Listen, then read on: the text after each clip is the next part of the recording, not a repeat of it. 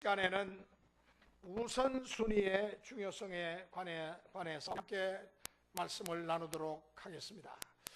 오늘 본문 말씀은 삶의 우선순위에 관한 말씀입니다. 우리 아까 찬송도 같이 찬양도 했죠. 먼저 33절 말씀을 한번 다 같이 다시 한번 읽어보겠습니다. 시작. 그런즉 너희는 먼저 그의 나라와 그의 의를 구하라. 그리하면 이 모든 것을 너희에게 더하시리라. 너희는 먼저, 우리 인생은 모든 것에 먼저 할 것이 있습니다. 우선순위가 있다는 말입니다. 먼저 할 일이 있고 나중 할 일이 있습니다. 옷을 입을 때도 순서가 있죠. 제가 여러 해 전에 어떻게 피곤해가지고 새벽에 눈을 떴는데 새벽기도 시간이 임박했습니다. 그래가지고 정신없이 옷을 입고 차를 몰고 막 와서 교회에 딱 섰는데 보니까 런닝셔츠 위에다가 양복을 딱 입고 서 있어요. 그래서 얼마나 창피한지 이걸 이렇게 가렸습니다. 새벽이니까 교우들이 고개를 다 들지 않고 그냥 피곤도 하니까 다들 고개를 숙이고 있었기에 망정이지, 아마 그거를 봤더라면 우리 목사님 이제 맛이 갔다, 아마 다들 그렇게 이야기하셨을 겁니다. 그나마 양복 깃을 이렇게 했기 때문에 그나마 아주 위기를 모면했습니다. 옷을 입을 때 순서가 있어요. 어떤 사람은 속옷을 입고 겉옷을 입어야 되는데 겉옷을 입고 속옷을 입으려고 하는 사람이 있어요. 낭패지요. 다시 벗어야 됩니다. 우리 주일학교 어린이들 수준에 맞게 좀 하려고 그러니까 어린이들이 호응이 좋네요. 겉옷을 입고 속옷을 입는 사람, 이거 참 거의 불가능하죠. 다시 벗어야 됩니다. 여러분, 우선순위, 모든 게 순서가 있어요. 우선순위가 있다는 말입니다. 영어로는 priority라고 그래요. priority. 우선순위가 정말로 필요합니다. 이 우선순위라는 말이 요즘은 정치, 경제, 사회 모든 영역에서 사람들의 입에 오르내리는 그러한 단어가 되었습니다. 우선순위를 절대로 어겨서는 안 됩니다. 오늘 우리 인생의 성공과 실패, 결국 우선순위의 선택에 달려있다는 이야기라고 볼 수 있습니다. 여러분, 우선순위를 가장 강조하는 책이 어떤 책인 줄 아세요? 우선순위를 가장 강조하는 책, 바로 이 책입니다. 성경책. 여러분, 성경책이야말로 우리 인생에 있어서 가장 중요한 것을 중요한 것이 무엇인가를 강조하는 책입니다. 창세기부터 신약 마지막 요한계시록까지 살펴보면은, 하나 예를 든다면은 안식일 문제. 여러분, 매사를 뒤로 하고 제일 우선적으로 우리가 따라야 할 것이 뭐냐? 주님의 안식일을 성수주일해라. 안식일을 지켜라. 그렇기 때문에 십계명의 첫 번째 이 안식일을 지키라는 것에 대해서 하나님을 사랑하고 하나님 앞에 우리가 바로 서야 되는 건 물론이지만 이 안식일은 얼마나 중요한지, 주일 성수, 이거 절대로 잊어서는 안 돼. 아주 철저하게 우리에게 강조하고 있는 것이 우리 성도의 우선순위가 안식일을 지키는 겁니다. 그래서 여러분들이 내가 죽기 직전에, 내가 정말 죽을 만큼 아프지 않은 이상은 안식일을 지키셔야 돼요. 만약에 먼 곳에 출타했다, 그러면 본교회에 못 나가신다면 그 가까운 교회에 꼭 나가셔야 돼요. 주님 앞에 우리 안식일을 지키는 거, 예배드리는 거, 이거 굉장히 중요한 겁니다. 모든 축복은 안식일을 지키는 데서부터 시작됩니다. 성수주일이라고 그러죠. 오늘 읽은 본문에서 예수님이 우선순위 문제를 강조하고 계십니다. 우리 예수님께서는 삶의 목적과 의미가 뭐냐? 결국은 우선순위의 선택이다 라고 말씀하십니다. 오늘 읽은 본문 내용대로 너희는 먼저 그랬어요. 이 먼저, first, 먼저가 중요합니다. 먼저 그의 나라와 그의 의를 구하라. 그리하면 이 모든 것을 너희에게 더하여 주시리라. 그의 나라와 그의 의를 구하기만 하면 모든 것은 보너스로 주시겠다는 이야기. 먼저 무엇을 구하느냐? 그의 나라, 그의 나라를 구하라 그랬어요. 이게 뭡니까? 그의 나라는 하나님의 나라, 천국을 말합니다. 죽어서 가는 영원한 세계, 또 이 세상에서도 우리가 경험하는 하나님의 나라입니다. 예수 믿는 사람은 심령 천국만 만끽하는 게 아니라 삶의 현장에서도 천국을 만끽하는 사람이 바로 크리스찬입니다. 어디나 하나님이 통치하시는 곳입니다. 하나님 심령 천국, 가정 천국, 교회 천국, 사회 천국, 하나님의 나라를 건설해 나가는 사람들이 바로 우리 그리스도인들입니다. 하나님께서 어디서나 통치하시는 곳이 하나님의 나라입니다. 주기도문에도 우리가 항상 주기도문 여러분들이 외우실 때 나라가 임하옵시며 나라에 임하옵시며 라고 우리가 주기도문에서 꼭 빼놓지 않죠. 이 나라가 어느 나라입니까? 하나님의 나라, 영원한 나라. 그 나라가 이 땅에도 우리의 삶의 현장에도 임하게 해달라는 겁니다.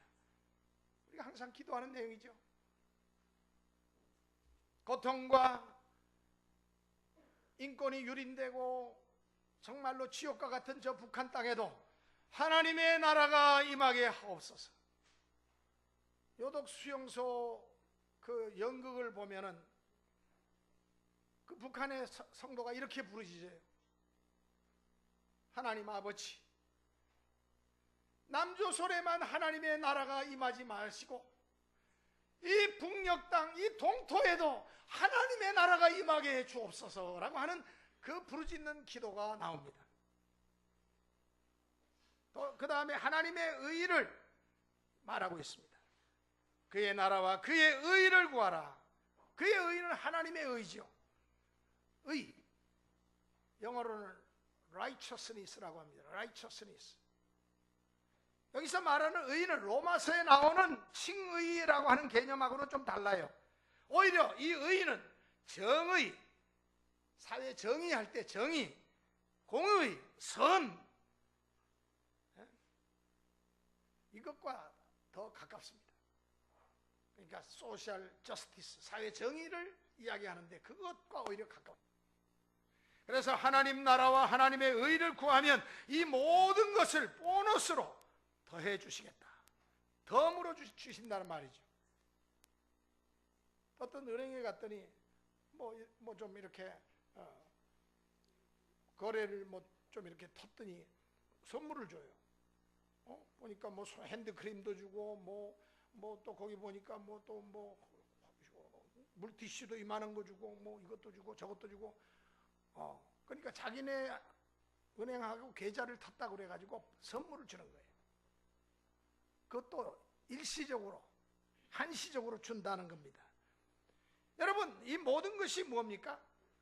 이 모든 것을 더하여 주시리라고 그랬는데 이 모든 것은 먹고 입고 또 우리가 사는 데 필요한, 쉽게 말하면 의식주를 말합니다. 요즘은 세상에 살면서 필요한 것이 뭐 꼭 이 세 가지만 우리가 필요하진 않죠. 100가지도 넘습니다. 어떤 경우에는 1000가지도 더 넘어요. 우리 필요한 게. 그렇잖아요. 오늘 현대인들은 필요한 것이 참 많습니다. 그런데 이 모든 것을 다 주시겠다는 거예요. 그러면 예수님이 예를 든 것이 두 가지가 있는데 보니까 오늘 본문 마태복음 6장 26절, 27절 그 앞에 26절, 27절 한번 다 같이 한번 읽어보겠습니다. 다 같이 26절, 27절 시작. 공중의 새를 보라. 심지도 않고 거두지도 않고 창고에 모아 들이지도 아니하되 너희 하늘 아버지께서 기르시나니 너희는 이것들보다 귀하지 아니하냐. 너희 중에 누가 염려함으로 그 키를 한 자라도 더할 수 있겠느냐.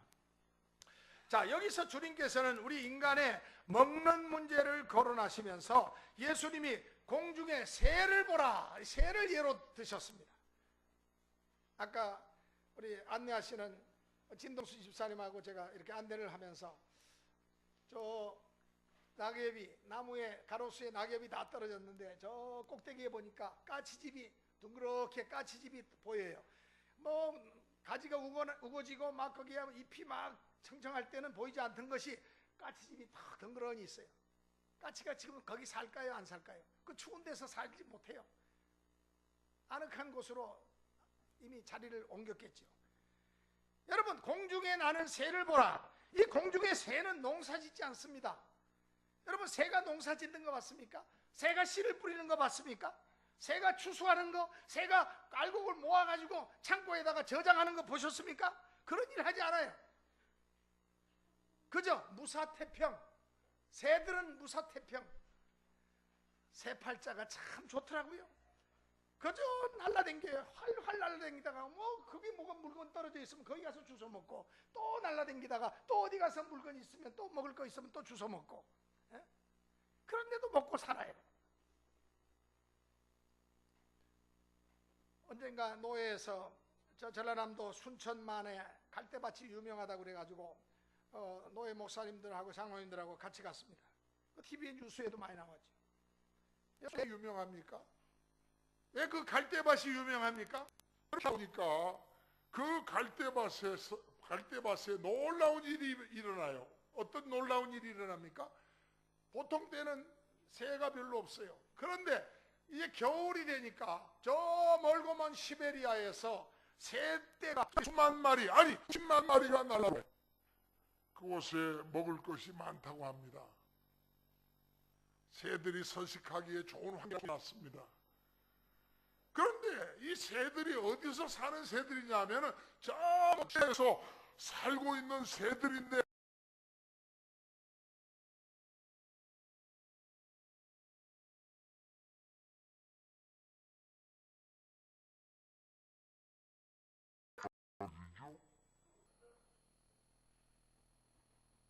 누가 알려주지 않았는데 어떻게 저 시베리아에서 저 순천에 먹을 것이 풍부하다고 어떻게 알아서 수만 마리, 수십만 마리가 날라옵니까? 조류학자들의 말을 빌리면은 그것은 이 새들이 가지고 있는 본능적인 센스라고 합니다. 본능적인 센스. 그 본능적인 센스가 수만 킬로미터 멀리 있는 천에 먹이가 있다는 것을 알고, 그 텔레파시로 알고 날라오게 된다는 거예요. 누가 알려준 게 아니에요. 하나님이 새를 그렇게 창조하셨다는 겁니다. 그런데 새들보다 더 귀한 하나님의 형상을 본받아 창조된 우리 하나님의 자녀가 하나님의 백성들에게 하나님께서 먹을 것을 주시지 않겠느냐, 이게 예수님의 말씀입니다. 먹는 문제로 걱정이 되어서 앉아가지고 염려하고 걱정하고 고민하지 말라는 말씀이에요. 그러지 말고 자리를 박차고 일어나서 나가서 공중에 저 날아다니는 새를 바라봐라. 공중에 날아다니는 저 새를 보면서 무엇을 먹을까, 무엇을 입을까 걱정 근심하지 말라는 거예요. 염려한다고 해서 너희가 키가 한 자나 더 할 수 있겠느냐? 여러분, 한 자가 몇 센치입니까? 30cm. 염려하면은 키도 안 자란다는 이야기예요. 우리 꼬맹이, 우리 어린이들 잘 들으세요. 아유, 무슨 뭐 어린 아이들이 무슨 고민이 있고 염려가 있겠느냐? 아니에요. 어린이들도 고민하는 아이들이 많아요. 우리 친구들 고민하지 마세요. 염려하지 마세요. 그럼 키가 안 자랍니다. 예? 사실 그래요. 스트레스를 많이 받는 사람들이 키가 안 자랍니다. 그 사람들은 얼마나 스트레스를 많이 받습니까? 가만 놔두질 않아요. 북한 사람들은 당국에서 딴 생각할까봐, 탈북할까봐 매일 동원이에요. 매일 동원, 매일 중노동. 그저 가만 놔두는 사람은 이제 병든 사람, 아주 노약자들, 그런 사람들만 가만 놔두지 그 밖의 사람들은 매일 동원이에요. 아이들은 아이들대로 동원시키고, 학생들은 학생들대로 동원시키고, 어른들, 청장년들은 다 군대로 다 동원시켜가지고 어떻게든지 다른 생각을 못하게 만들어요. 그러니까 염려하지 못하도록 하는 겁니다. 예? 불만하지 못하도록 하는 겁니다. 미국에서 통계를 내보니까요, 아이비 리그, 하버드, 예일, 프린스턴 같은 이 아이비 리그에 다니는 대학생들이 주립대학, 미국 각 주마다 주립대학이 있는데 주립대학에 다니는 학생들보다도 평균적으로 키가 5cm 이상 작다는 통계가 있어요. 그래서 왜 이런 통계가 나왔느냐? 여러 해 동안 그걸 통계를 바탕으로 해서, 그러니까 이 아이비 리그에 다니는 학생들은 공부의 스트레스가 이만저만이 아니니까 이 스트레스 때문에, 공부에 대한 스트레스 때문에 주립대학 학생들보다도 키가 작아졌다는 얘기예요. 물론 영양을 많이 보충하면 키도 큽니다. 스트레스는 사람의 신장도 작게 만들어요. 북한 사람들이 한국에 와가지고 제일 놀라는 게 뭔지 아세요? 여성들도 키가 쑥쑥 많이 커졌고 남자들도 키가 쑥쑥 잘 자랐어. 그러니까 북한 사람들이 제일 한국에 와가지고 약호 죽는 게 뭐냐면은 잘나 했는데, 그 북한에 살면서 그 스트레스, 물론 잘 못 먹어서 오는 것도 있죠. 그러니까 이 스트레스는요, 사람의 무질하게 만들어요. 그래서 공부 1등 하는 아이들에게는, 야, 너 계속해서 1등 해라, 1등 해라. 이제 중간해도 된다. 이제는 적당해도 돼. 그러니까 너무 공부에 너무 스트레스 받지 말고 쉬어가면서 쉬엄쉬엄 해라, 이렇게 말해줘야지. 릴렉스, 좀 쉬어가면서 릴렉스 해야지 키도 크고, 그리고 염려가 많으면, 근심 걱정이 많으면 신체 성장도 제대로 되지 않는다는 거예요. 왜 염려하고 사느냐는 말씀. 두 번째는 28절로 29절 말씀입니다. 또 한번 또 읽겠습니다. 다 같이 28절 29절 시작. 또 너희가 어찌 의복을 위하여 염려하느냐? 들의 백합화가 어떻게 자라는가 생각하여 보라. 수고도 아니하고 길쌈도 아니하느니라. 그러나 내가 너희에게 말하노니 솔로몬의 모든 영광으로도 입은 것이 꽃 하나만 같지 못하였느니라. 이것은 이번에는 먹는 문제 못지않게 입는 문제를 말씀하고 있습니다. 입는 문제. 여러분, 들의 백합화를 보세요. 아니, 백합화보다도 우리 한국에는 이제 아름다운 꽃들이 많이 있지 않습니까? 진달래도 있고 또 개나리도 있고. 누가 기른 게 아니에요. 예? 산에 있는 그 꽃나무들을 보세요. 누가 재배하지 않아도 얼마나 아름답게 봄동산을 향긋하게, 또 여름에 아름다운 꽃들이 만발하지 않습니까? 오늘도 여러분들이 주일날 교회 나오실 때, 아유 그래도 여러 성도들 가운데 내가 그래도 좀 돋보이고 아름답게 보여야지 하면서 화장도 하시고, 또 무엇보다도 어느 옷을 입고 갈 것이냐 아마 고민하시죠? 특히나 우리 남자들보다는 여성들이 옷을 하고 고민합니다. 저도 옛날에는 넥타이 하나밖에 없었어요. 그런데 지금은 넥타이가 넘쳐납니다. 그래서 어느 넥타이를 해야지 어울릴까? 그래서 제 나름대로 제 딴에는 심사숙고해가지고 오늘 넥타이를 하고 나온 겁니다. 예? 겨울에 날씨가 쌀쌀하고 바람이 부는 이 겨울에 기왕이면 따뜻하게 보이는 그런 넥타이를 하는 게 낫지 않겠나, 이렇게 선택을 하고 이 넥타이를 하고 나온 거예요. 옛날에 제가 중학교 다닐 때는 안 그랬습니다. 제가 얼마 전에 무심코 창고를 이렇게 정리하다가 앨범이 있어가지고 꺼내가지고 그 자리에서 이렇게 앨범을 펼쳐보았어요. 중학교 때 입은 제 교복이 굉장했습니다. 굉장히 길어가지고 접었더라고요. 이렇게 접었더라고요. 아주 허름해요, 사람이. 내가 본래 저렇게 험한 사람이 아닌데 왜 저렇게 옷이 저렇게 허름할까? 왜 우리 어머니가 저런 옷을 사주셨을까? 저렇게 큰 옷을 왜 저렇게 입혔지? 바보 같아. 그러면서 씩 웃으면서 제가 넘겼습니다. 그리고 또 이렇게 몇 장 더 남기다 보니까 중학교 3학년 때 사진이 나와요. 이제는 교복이 다 짧아져가지고 이렇게 됐어요. 이렇게 접었던 것도 없어요. 딱 짧아요.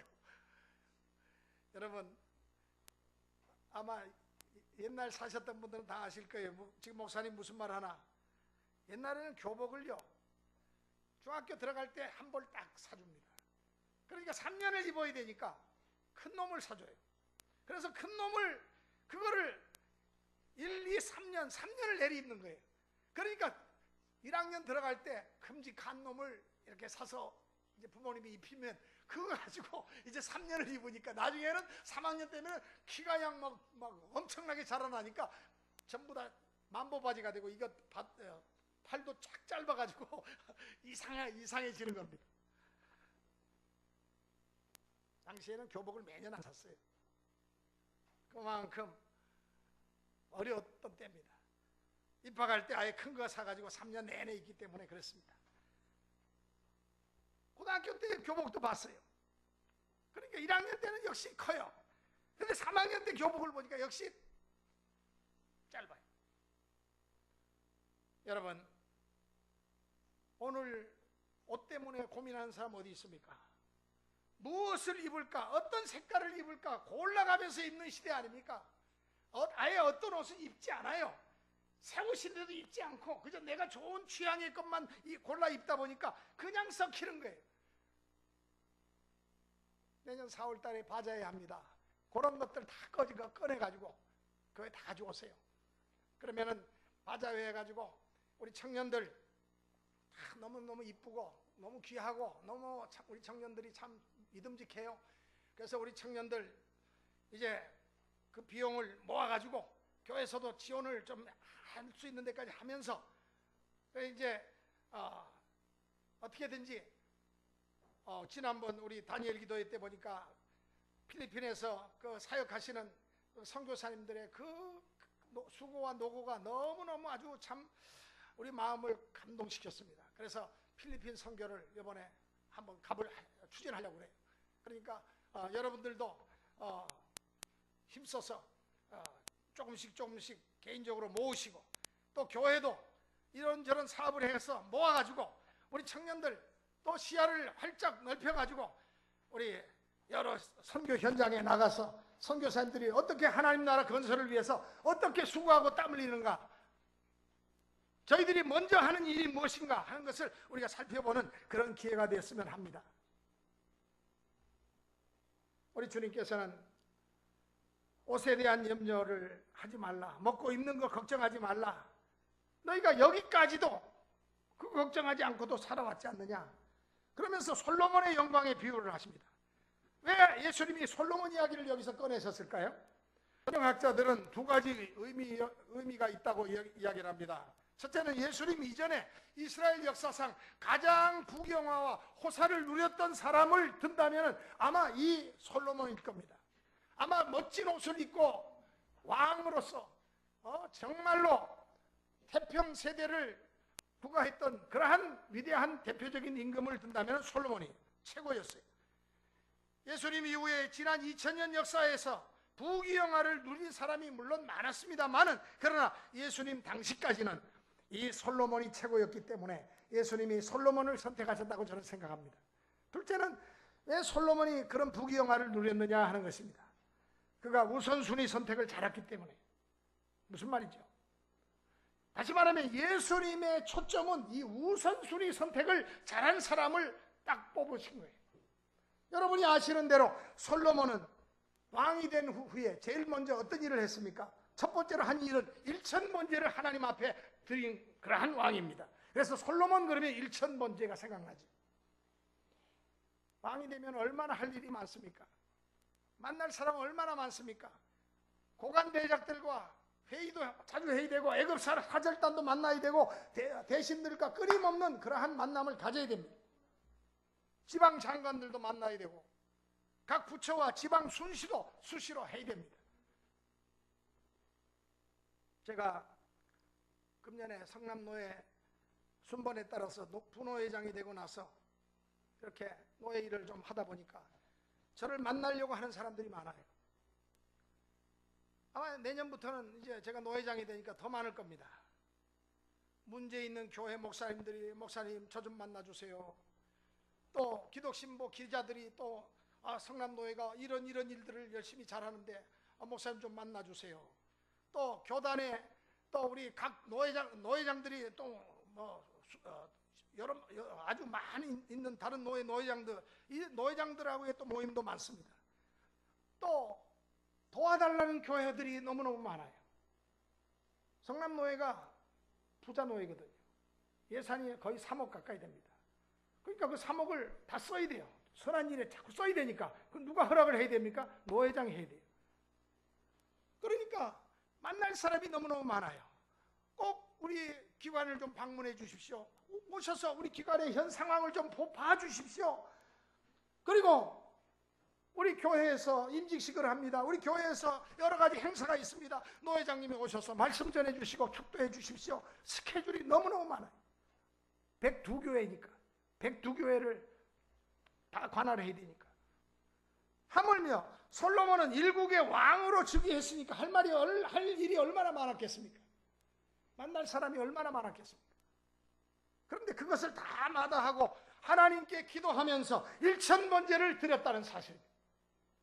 왕이 1000마리의 제물을 바치면서 기도했다?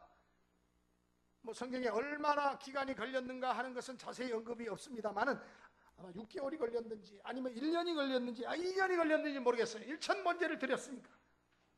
그리고 1000번제를 다 드리고 났더니 하나님께서 솔로몬의 꿈에 나타나서 생생하게 꿈에 나타나셔서 응답을 주십니다. 뭐라고 응답해 주셨을까요?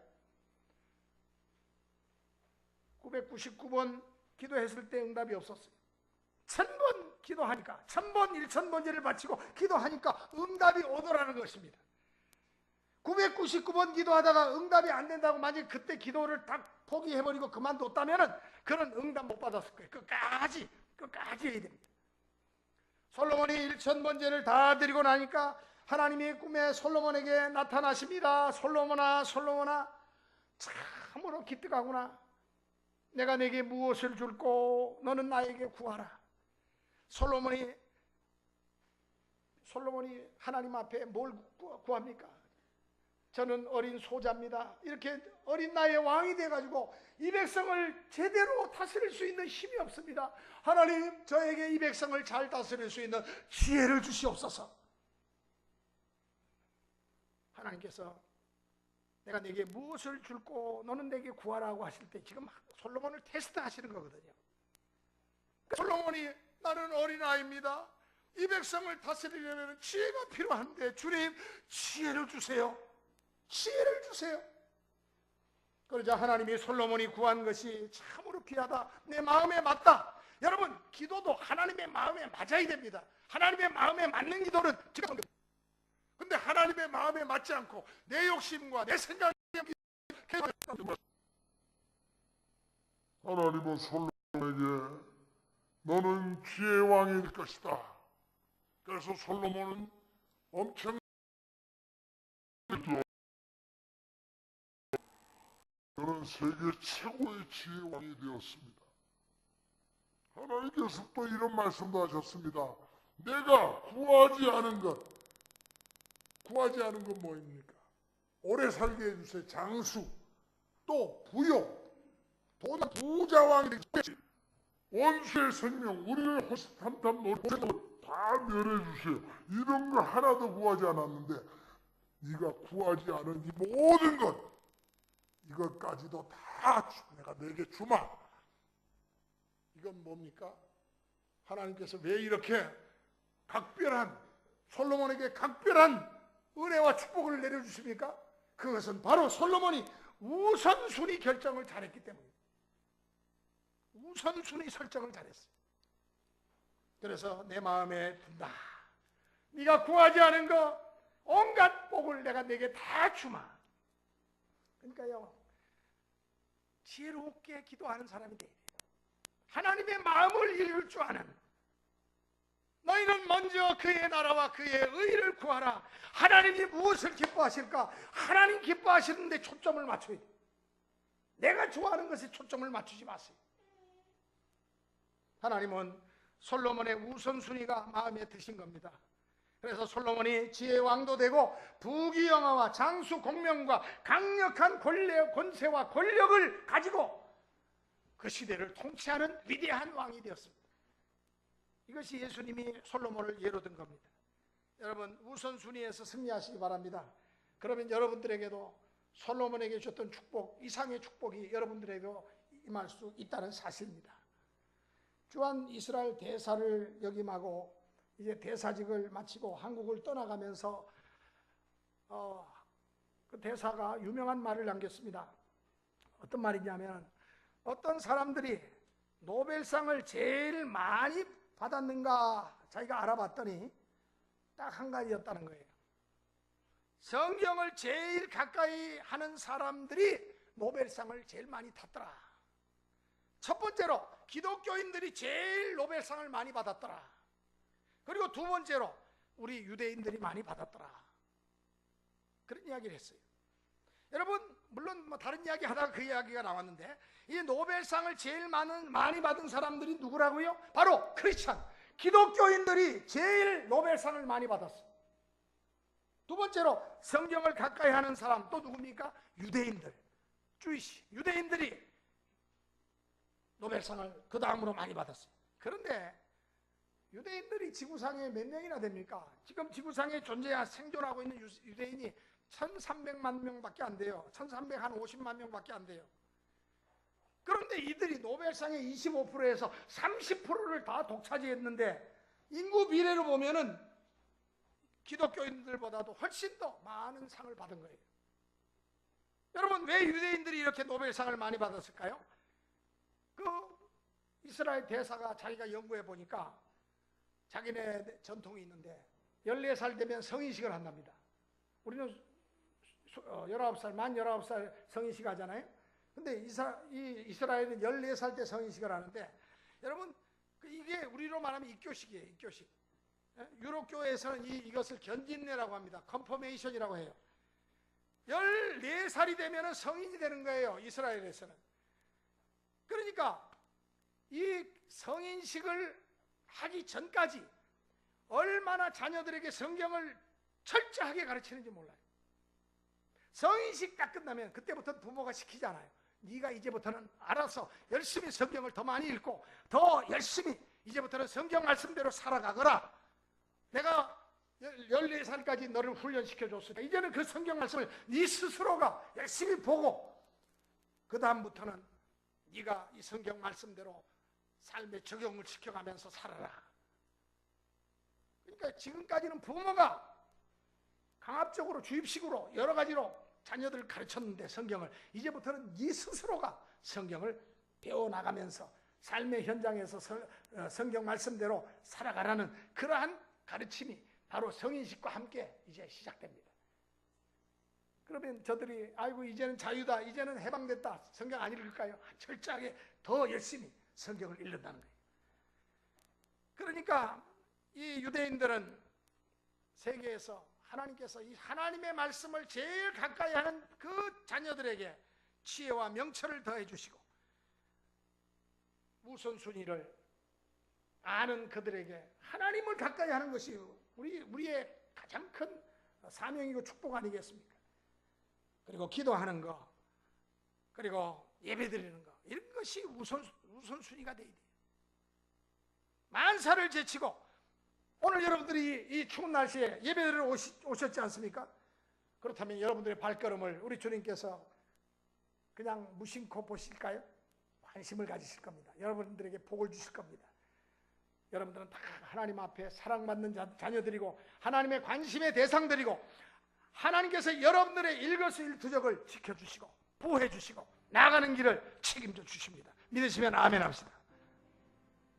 우리가 귀한 직분 받아서 사는데도 세상 것의 우선순위를 내가 두고 사는지 아니면 그의 나라와 그의 의의 우선권을 두는지 한번 진단해 볼 필요가 있습니다. 그렇죠? 그렇죠? 여러분들이 진단해 볼 시간이 바로 지금이 아닌가 싶습니다. 여러분, 하나님을 우선으로 두십시오. 성경 말씀을 우선순위에 두십시오.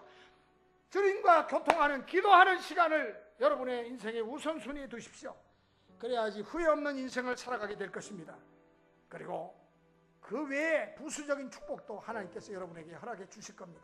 그래서 여러분들 우리 모두가 축복의 사람으로 기도하십시오. 오늘 주님께서 우리에게 주신 말씀 의를 구하라. 그리하면 이 모든 것을 너희에게 받습니다. 이 시간 이후부터 우리는 신령한 것에 먼저 우선권을 두고 내가 먹든지 마시든지 무엇을 하든지 하나님 중심, 말씀 중심, 기도 중심, 성령 중심, 교회 중심으로 우선적으로 살아가는 저희들 되게 하여 주시옵소서. 하나님 나라를 세워나가기 위해서 선한 사업에 앞장서는 섬기는 신앙, 헌신 봉사로 나 자신을 낮추고 주님을 높이는 신앙의 삶을 살아가게 하여 주시옵소서. 우리 주님께서 자신을 지극히 낮추시고 이 땅에 구세주로 오셨듯이 우리도 낮은 곳으로 내려가게 하여 주시옵소서. 교만을 깨뜨리고 겸손으로 무장하여 하나님 기뻐하시는 섬김의 삶에 우리 모두가 앞장설 수 있는 믿음의 용사들이 되게 하여 주시옵소서. 예수 그리스도의 이름으로 비옵나이다. 아멘.